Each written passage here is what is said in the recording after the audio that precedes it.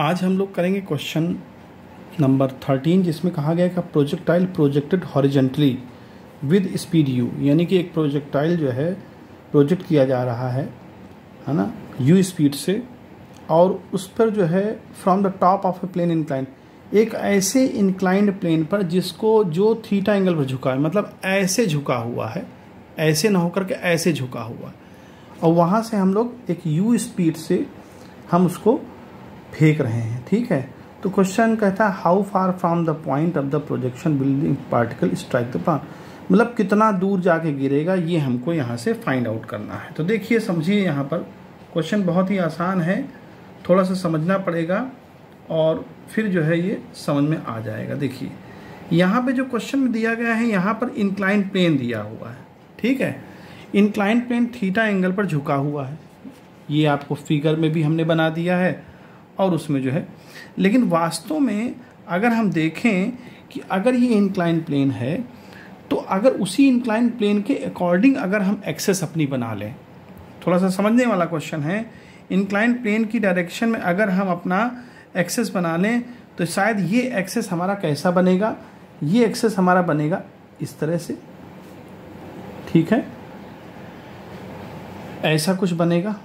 ठीक है, जहाँ पर ये यू स्पीड से हमने फेंका, तो कुछ इस प्रकार से हमारा जो टिल्टेड होगा, तो ग्रेविटी हमेशा जिस पॉइंट से हमने इसको फेंका है यू स्पीड से, ग्रेविटी हमेशा डाउनवर्ड डायरेक्शन में एग्जिस्ट करती है।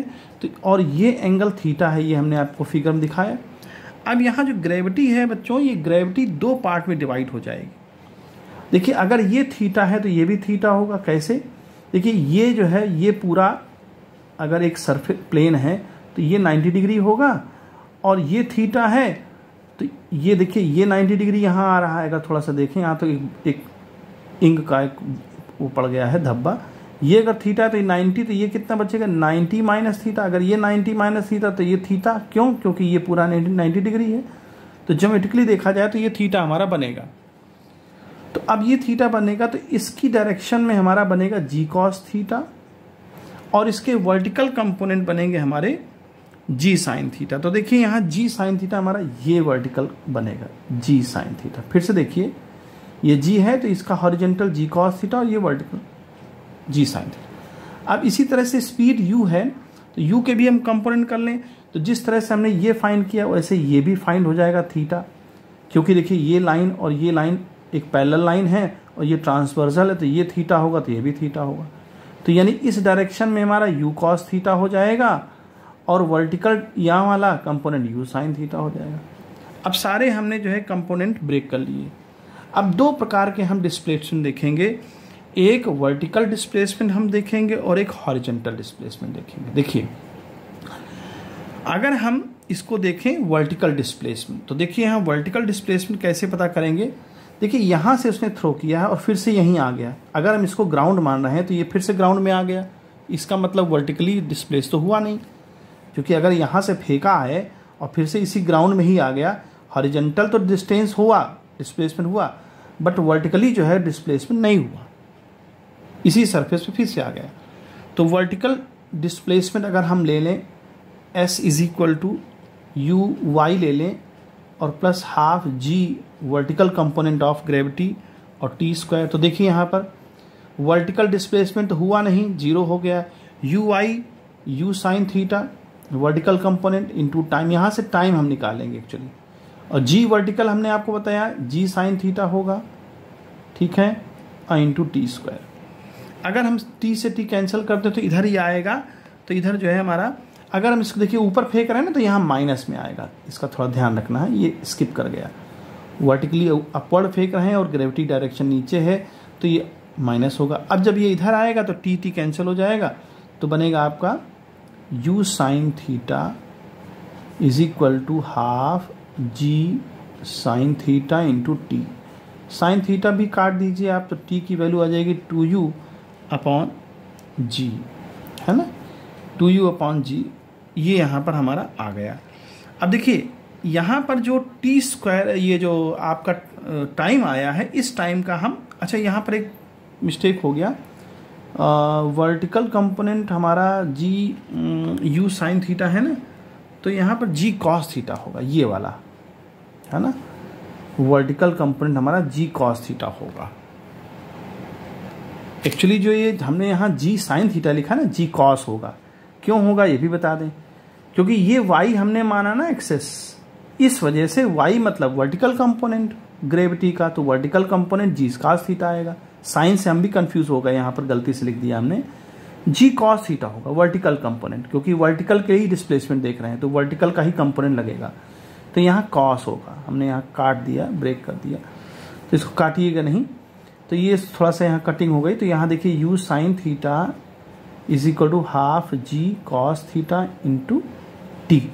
अब यहाँ टी से हम टी की वैल्यू निकाल सकते हैं 2u साइन थीटा अपॉन जी कॉस थीटा। ठीक है, ये तो हमारा बन गया ये। अब हम देखते हैं कि हमारा हॉरिजॉन्टल कंपोनेंट जो हॉरिजॉन्टल डिस्प्लेसमेंट वो कितना है। तो हॉरिजॉन्टल डिस्प्लेसमेंट के लिए भी हम निकाल सकते हैं क्या, displacement x is equal to displacement x is equal to u x plus half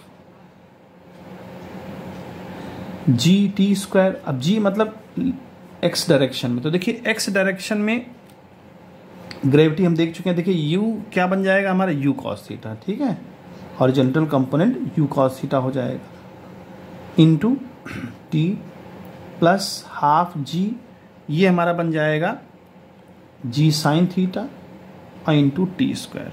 तो अब देखिए यहाँ पर भाई u जो है हमारा हॉरिजॉन्टली u cos थीटा है, यहाँ देख सकते हैं फिगर में u cos थीटा है। ठीक है, और हॉरिजॉन्टली हमारा ग्रेविटी का कंपोनेंट जी साइन थीटा है।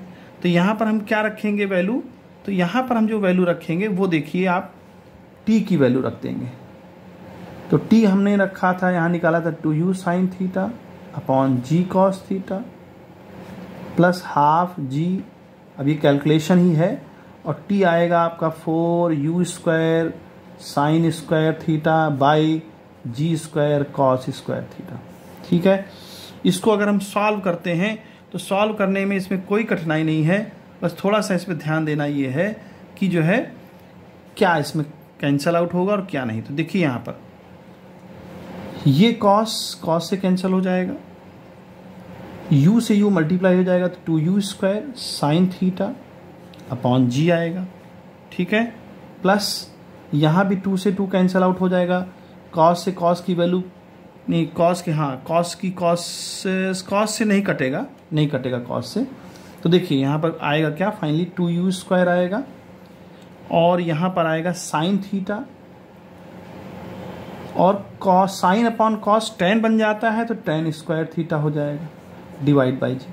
ठीक है, यहाँ तक तो आपको समझ में आ गया होगा कि ये यहाँ पर हमारी डिस्प्लेसमेंट कौन सी आ गई, हॉरिजॉन्टल।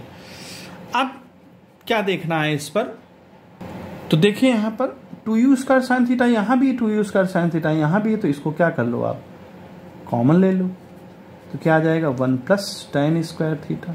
और हम जानते हैं ट्रिग्नोमेट्रिक में 1 plus tan square theta sec square theta होता है, तो क्या बन जाएगा 2u square sine theta sec square theta by जी।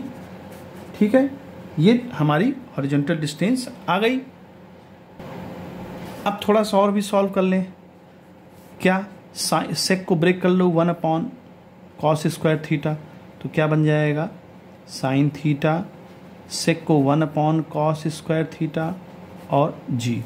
तो देखिए यहाँ पर एक कॉस इससे मिलेगा साइन के साथ, तो tan बन जाएगा है, और दूसरा वाला सेक भाई 1 अपॉन कॉस यहाँ रहेगा एक ना, 2 है ना, कॉस स्क्वायर है ना, तो एक 1 अपॉन कॉस रहेगा तो वो सेक बन जाएगा, और साइन अपॉन कॉस tan बन जाएगा।